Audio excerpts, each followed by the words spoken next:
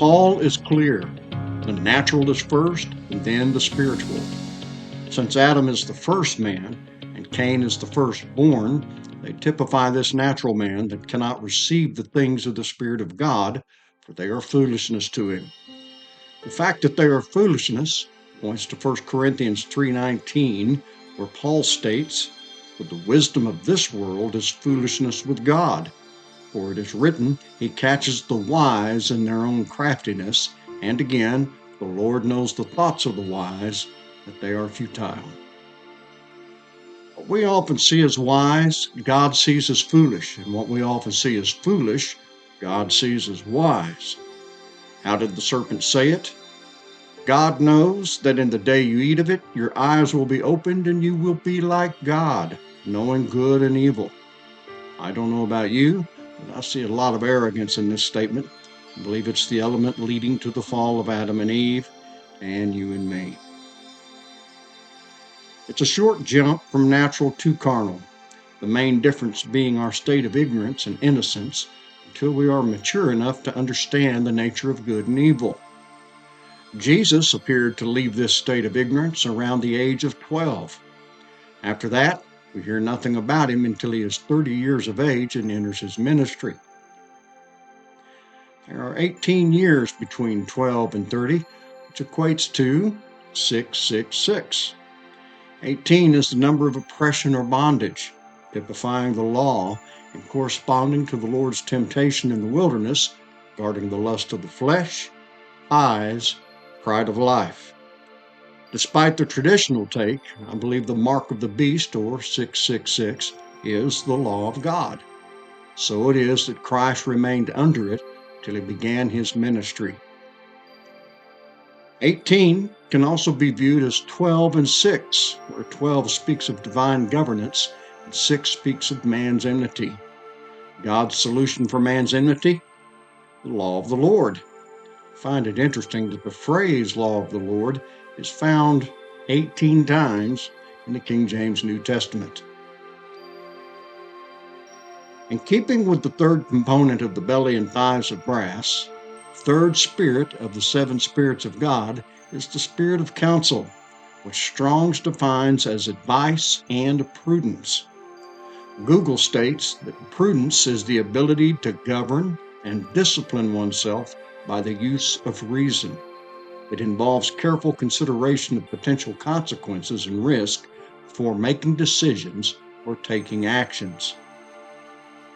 God's counsel is enacted through the divine principle of sowing and reaping, which does, in fact, reflect the placing of his laws into our minds and the writing of them into our hearts, leading to the love that fulfills the law. This, I believe, is what happened with Jesus between the age of 12 and 30. Now, let's go to the legs of iron. "And the fourth kingdom shall be as strong as iron, inasmuch as iron breaks in pieces and shatters everything, and like iron that crushes, that kingdom will break in pieces and crush all the others."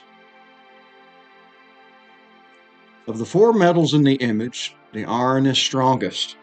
The legs correlate, for they too are very strong parts of the human form, supporting the trunk of the body and giving us the ability to walk, run, jump, and so on. Iron is the most common element by mass, forming the planet Earth as a whole, forming much of Earth's outer and inner core. It is the 4th most common element in the Earth's crust. Though pure iron is soft, it is significantly hardened and strengthened by impurities from the smelting process, such as carbon. A certain proportion of carbon produces steel, which may be up to 1,000 times harder than pure iron. The legs are an extension of the trunk of the body, the support on which it rests. In the same way, our self is the accumulative structure of wisdom, defining our state of being, an extension of our knowledge, understanding, desire, and experience, leading to our walk of conduct in life. Once our wisdom reaches a certain level, it becomes the focal point of our existence, the support on which we settle. Just like a natural child born of its parents, our self, becomes an important part of our purpose and meaning. The legs of iron are the fourth element in the image, the fourth kingdom, and the fourth most common element in the earth's crust. Remember, 4 is the number of creation, man in his relation to the world as created. It is the world number, and especially the city number. As the world number, it denotes this body of form and its temporary relationship to the visible world into which we are born. As the city number, it denotes a foundation consisting of 4 sides. But a city is not one foundation or building or home, but many. So this, along with the principle of sowing and reaping, reveals the exponential principle of one to many, personal as well as the collective. We are each a self, but a city consists of many selves. Though our physical structures are all unique, our underlying structure is pretty much the same. We may differ in color, culture, and language, but beneath this are all natural and spiritual creatures having the same inward struggles of our human existence.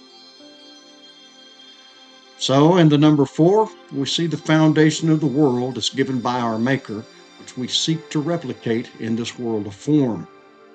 It's not good that the man should be alone, so it follows that we desire relationship, acceptance, and support. Now let's go to the following. Then Cain went out from the presence of the Lord and dwelt in the land of Nod on the east of Eden. And Cain knew his wife, and she conceived and bore Enoch. And he built a city and called the name of the city after the name of his son, Enoch. It's not at all surprising that the first mention of a city is connected to the firstborn child, Cain. We read, Cain went out from the presence of the Lord and dwelt in the land of Nod. There are 3 important things to consider in this statement. First, Cain went out from the presence of the Lord, indicating the independent nature of the self. Second, he dwelt in the land of Nod. Dwelt means to sit down, dwell, or remain, illustrating how we settle on the self as our purpose and meaning. Nod means vagrancy, from the root meaning exile or wandering, connecting to Genesis 4:12 and 14. Might this suggest that the self leaves its connection to the source from which it came to find its purpose and meaning? Is this not reflected in the separation of the fruit from the tree and the seed from the fruit, indicating that this separation is a necessary part of the process? Cain knew his wife, and she conceived and bore Enoch. And he built a city and called the name of the city after the name of his son, Enoch. Enoch means initiated, from the root meaning initiate, discipline, or train up. Again, this reflects the exponential function of sowing and reaping, where the seed of the fruit of our wisdom is passed to the next generation. Finally, as our illustration indicates, the legs of iron correspond to God's might, typifying his 2 covenants, old and new. The old covenant and law correlates with Cain, or the natural essence, while the new covenant and promise correlates with the spiritual. In keeping with the idea of a city, I will close with the following. You have come to Mount Zion and to the city of the living God, the heavenly Jerusalem, and to innumerable angels in festal gathering, and to the assembly of the firstborn who are enrolled in heaven, and to God, the judge of all, and to the spirits of the righteous made perfect, and to Jesus, the mediator of a new covenant, and to the sprinkled blood that speaks a better word than the blood of Abel.